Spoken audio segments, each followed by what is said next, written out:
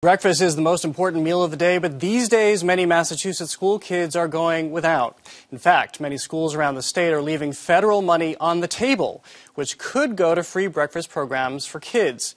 Tina Martin visited one district where they're putting that money to work. Every day at 9 a.m., students wheel coolers of food into each classroom at the Baker School in Brockton. A banana muffin, an apple, a cheese stick, and apple juice. All right, let's go. For 8-year-old Johnalise Hampton Roderick, it's a highlight of the day. I feel like I have more energy to get through the rest of my day. Their in-class meal is part of an initiative appropriately called Breakfast After the Bell, created to get students who are eligible for free lunch to take advantage of breakfast. At the Baker School, that includes more than 700 students. There's often a stigma, too, the kids who come early or the low-income kids. Andrea Silbert with the EOS Foundation says having everyone eat together takes that stigma away. To make it happen, her foundation gives $10,000 one-time grants to districts who participate in Breakfast After the Bell. This year, we piloted a report card to compare districts and schools, and Brockton came in third in the state in terms of the percentage of children who are eating breakfast.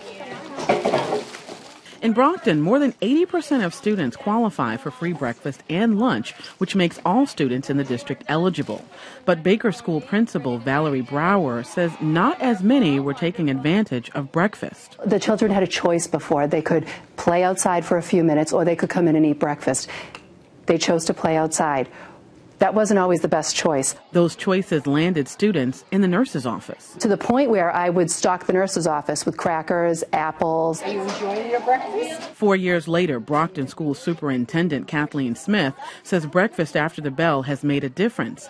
Even grades have improved. They're completely focused, less visits to the nurse, and what I am most impressed with is many times there's an opportunity for them all to have a snack a little bit later in the morning from their breakfast. For 8-year-old Johnalise Hampton Roderick, it's a classroom routine. If I'm in a rush in the morning, then I can come to school and eat breakfast. Tina Martin joins me now. Welcome. Well, thank you. So there are more than 1,800 school districts in Massachusetts, but only 138 are participating in these schools are participating in these free breakfast programs. Why is that? Why aren't more? 138 schools because, first of all, not everybody qualifies. You have to have, I think, 60% of your student body eligible for the free lunch program under the federal guidelines. But the other thing is you saw in the piece that it requires some coordination. So it's, bringing the food to the children's classroom. It's the teachers having to kind of push back whatever they were going to do for, those first half hour of the classroom. But what they're doing in Brockton, which is really nice, is they're multitasking.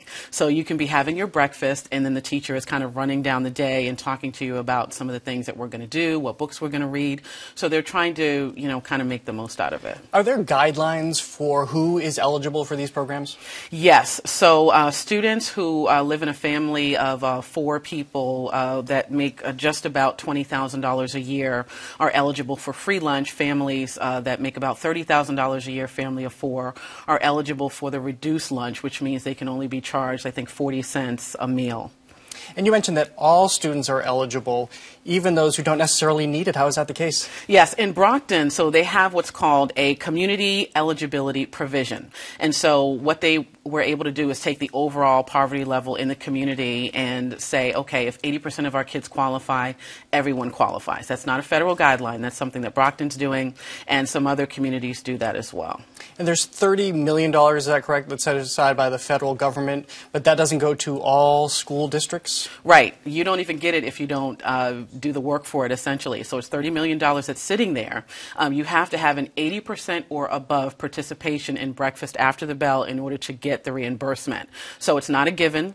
There are many districts that offer breakfast that don't reach anywhere near the 80%, so they don't get the money back. All right, Tina Martin, thank you so much. You bet.